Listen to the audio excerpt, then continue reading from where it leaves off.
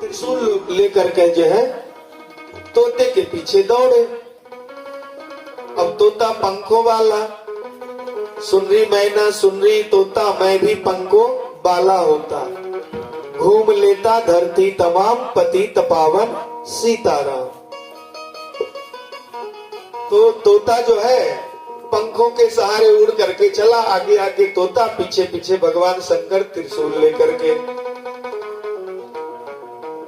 अब जो है तोता को लगा कि अब मैं मारा जाऊंगा। तो उस समय जो है वेद व्यास जी की पत्नी, नींद आता है तो नहीं हाँ करते हैं, आलस जब आता है तो वो ऐसे हाँ करी, वो तोता उनके मुख में घुस गया और उनके गर्भ में चला गया। अब शंकर भगवान बाहर से त्रिशूल लेकर के खड़े हैं कि वो निकलेगा तो मारे। ऐसे लगभग 12 बरस बीत गए। इधर पार्वती जी सब परेशान, और बहुत सारे देवता जब आए वहां हिमालय पे तो शंकर भगवान को देखे ही नहीं।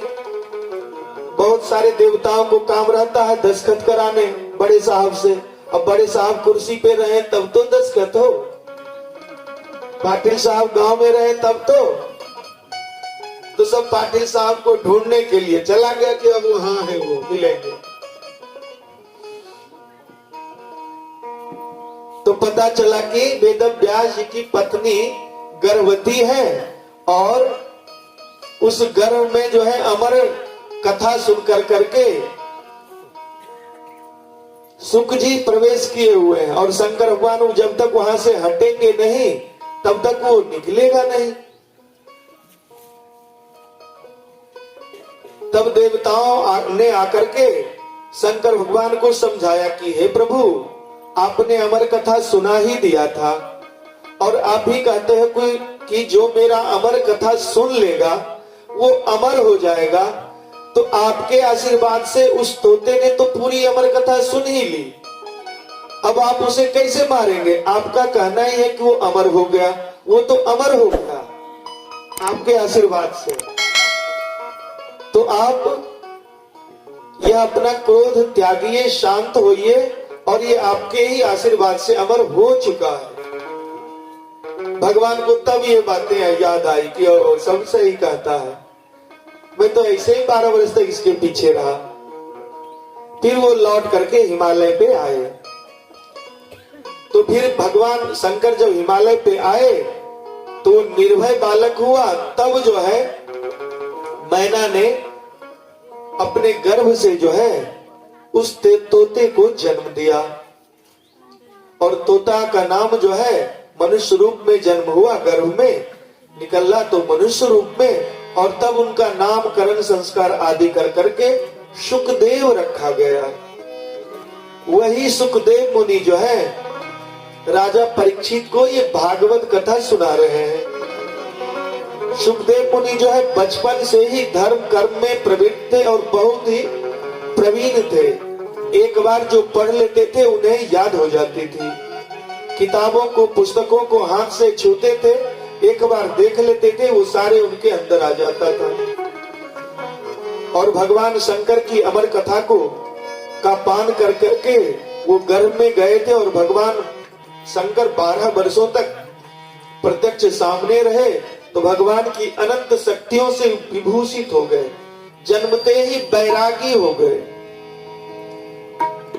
और अपनी माता को जो है शिक्षा दे करके धर्म कर्म का, और वो वन को चले गए।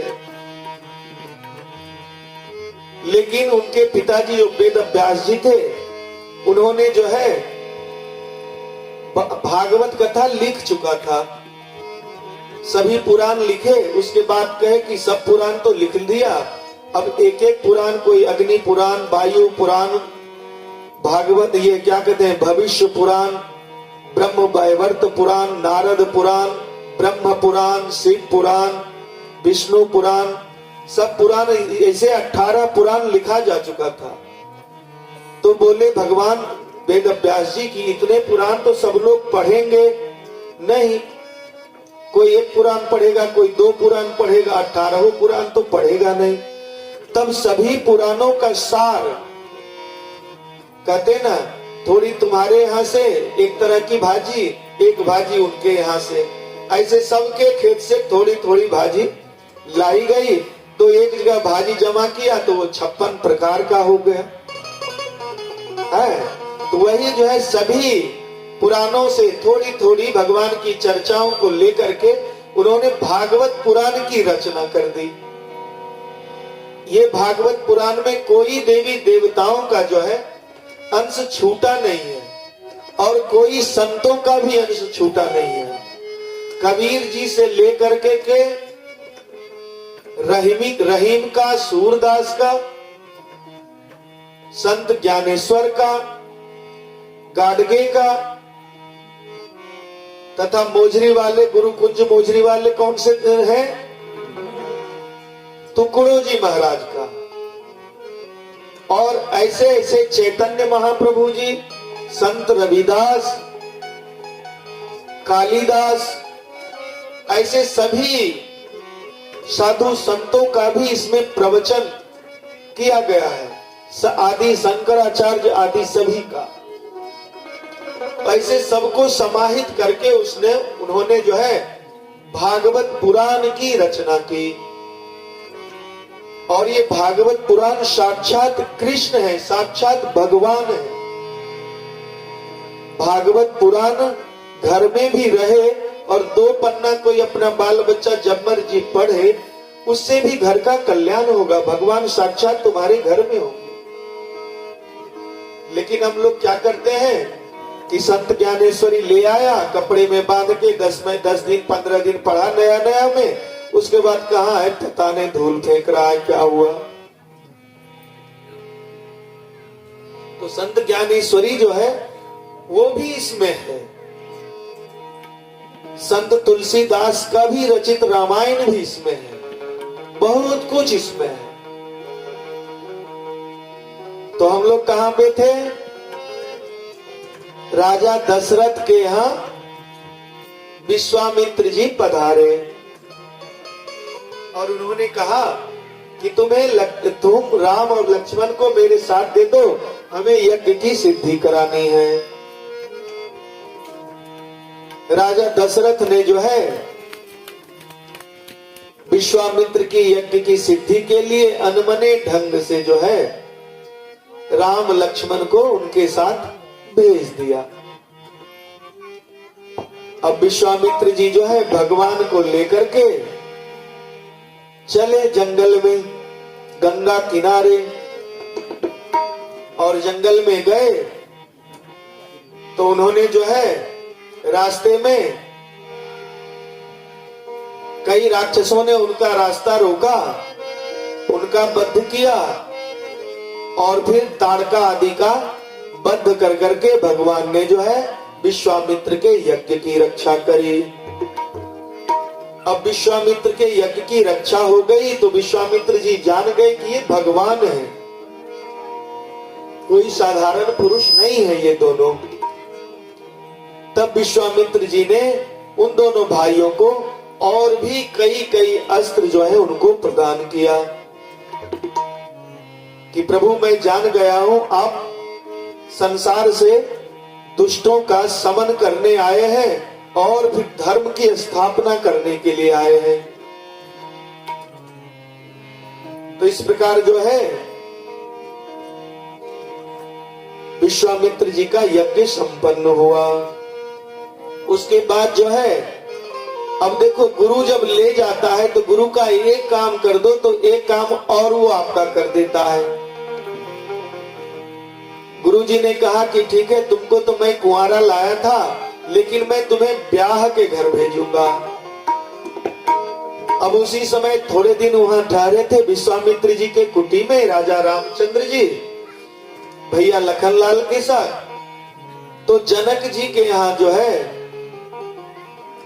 स्वयंवर का आयोजन था। जनक महाराज की पुत्री वैदेही राज की पुत्री वैदेही का जो विवाह होना था तो उनकी पत्रिका लेके जनक राज की पत्रिका लेकर के विश्वामित्र के यहाँ उनका संवाददाता आया कि राजा जनक ने जो है अमुक दिवस में जो है विवाह का आयोजन किया है और उसमें भारतवर्ष के सभी राजाओं को बुलाया गया है और वहां उन्होंने ये शर्त रखा है कि भगवान शंकर का दिया हुआ धनुष जो भंग कर देगा, तोड़ देगा, उसी के साथ जो है अपनी पुत्री वैदेही सीता का विवाह करेंगे। क्योंकि उनके यहाँ जो धनुष है वो भगवान उनके पूर्वजों को दिए थे और एक दिन की बात है वो वैदेही ने एक बाएं हाथ से वो धनुष उठा करके रख दिया था। ये बातें राजा जनक ने देख लिया था और वो धनुष जो है कई पहलवानों को मिलाने पर भी नहीं उठता किसी से। और जानकी ने खेल खेल में ऐसे उठा के, जैसे झाड़ू लगाने टाइम में कुछ उठा देते हैं, वैसे उठा के इधर से इधर रख दी। तो राजा जनक जान गए थे कि ये कोई साधारण पुत्री मेरे यहाँ जन्म नहीं ली है। और उनके विषय में लोग ऐसा भी कहते हैं कि विदंतियां हैं कि राजा जनक जो है उनके यहाँ अकाल पड़ी, तो अकाल पड़ी तो उनके कुलगुरु ने कहा कि आप स्वयं खेत का जोतन हल जोतेंगे खेत में, तब वर्षा होगी, तब सुभिक्षा आएगा। तो राजा जनक जो है हल जोतने के लिए खेत में गए और उन्होंने हल जोतते समय जो है एक संदूक उनके हल से टकराया। तो राजा चौंके कि संदूक में है क्या? तो बक्से में के अंदर जनक पुत्री, वो जो है भूमि पुत्री थी। फिर जनक के यहाँ आई तो उनका उन्होंने नामकरण कर दिया जानकी, लेकिन वो भूमि पुत्री थी पहले उनका नाम। बाद में जनक के यहाँ आने से जानकी और जनक के पूर्वजों का नाम विदेह था तो वैदेही हो गई। तो इस प्रकार से उन्होंने समाचार दिया राजा जनक के संवाददाता ने। तो राजा जनक के बात सुनकर करके वो बोले दूत से कि ठीक है तुम चिट्ठी छोड़ दो यहाँ, मैं तिथि पे पहुंच जाऊंगा और मेरे ये 2 शिष्य भी साथ में आएंगे। राजा जनक को ऐसा कह देना। समय आई और विश्वामित्र जी के साथ जो है राम और लक्ष्मण जनक की ओर चल दिए, जनक राज के लिए। जनक राजा का राज जो है सीतामढ़ी बिहार में है और ऐसा कहा जाता है कि जनक राजा का शासन जो था नेपाल आदि जो क्षेत्र है वो जनक राज की ही राजधानी है, काठमांडू आदि। तो इस प्रकार जो है विश्वामित्र जी के साथ, गुरु जी के साथ जो है राम लक्ष्मण दोनों भैया चल दिए वहां। राजा जनक के यहाँ पहुंच गए। महल से दूर ही संवाद भिजवाया राजा को, जनक को, कि विश्वामित्र जी पधारे हैं और उनके साथ 2 शिष्य भी आए हैं। ऐसा जाकर के राजा जनक को कहना। राजा जनक के जो है संवाददाता ने राजा विश्वामित्र जी की बातें उनको सुनाई। फिर राजा जनक के अनुसार जो है उनको आतिथ्य भवन में रखा गया। अब गुरुजी साथ में है तो सुबह शाम पूजा गुरुजी करते ही हैं। तो दोनों भाइयों का ऐसा था कि गुरुजी के सोने के बाद सोना और गुरुजी के जगने के पहले जगना, तभी तो